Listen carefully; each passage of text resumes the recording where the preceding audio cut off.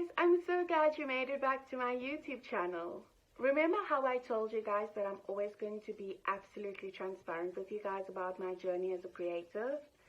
Yes, today is one of those moments where I'm going to be sharing a blooper, as I call it, out of my life with you. Stay tuned. I want to be courageous and walk in my own shoes and own my truth. I'm Alicia Milan, actress and creative practitioner. Welcome to this journey where I will create stories, monologues, poems, and even have creative talks, especially for you. So after I studied, I took a gap year. And when I came back to South Africa, I knew without a shadow of a doubt that I wanted to create a theatre company. Because my love, my passion is theatre. And so I created this amazing theatre company called Torah Theatre Productions, focusing on theatre with a life, moral, and ethical lesson. And I was not an expert at the time. I was a rookie. I didn't know much about managing a theatre company. And the writing, well, I wasn't the best of writers at the time. But I took a friend of mine at the time, and the two-man shows began. 3 years later, we have written, produced, and performed 3 plays. And based on the audience attendance and their interactions, it wasn't going that bad. Until the 3rd play got 2 bad critics. You see, at the time, I was doing work that was catering to a very specific audience. And I had a very specific style, and it was working, and I just went with that. And the critics, well, they bashed that. They didn't like that. They felt the work was inconsistent. They felt the acting was a cop-out and many other things. And I allowed that to floor me. And sadly, that was the last play I wrote before we devised Queen Bee.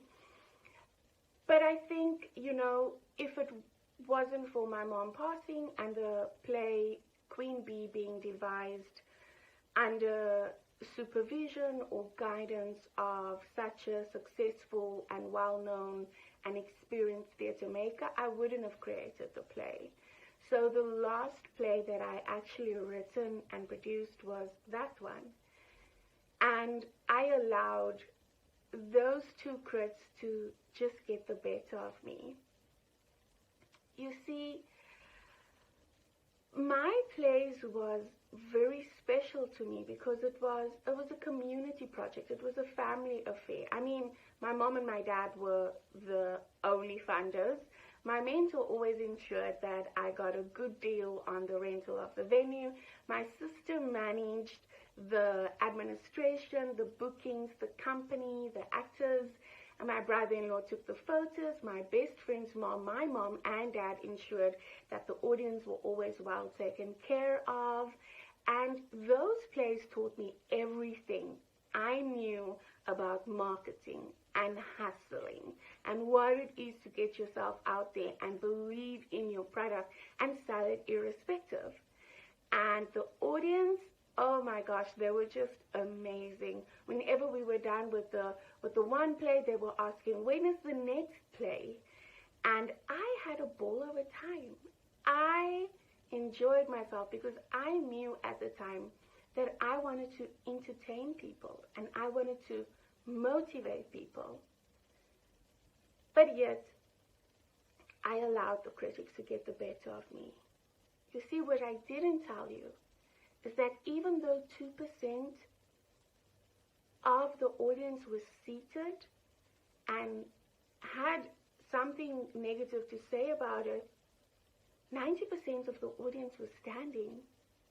And I don't entirely agree or disagree with everything that the critics have said. I don't necessarily think that they were wrong. I mean, I was fresh out of drama school.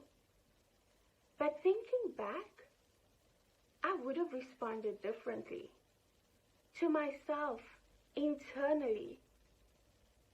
You see, I allowed the 2% to override the 90%, and I'm here to tell you, do not make the same mistake. Learn who your audience is and learn who's not your audience, and be okay with it. Because you know not everybody's going to like your work, and make peace with it so that you can continue to write unapologetically to the people who will buy a ticket for your show, to the people who will support you, to the people who find joy, comfort, love, laughter, and peace in your work, irrespective of anything else. Be you. Create. That's what it's about. That's why we want to do drama. That's why we want to be actors. That's why we want to be creators. The aim is not to please every single person. The aim is to create. Know your truth. Know your creative voice. Go with that. Moral of the story today, learn who your audience is. And no, not everybody is your audience. And be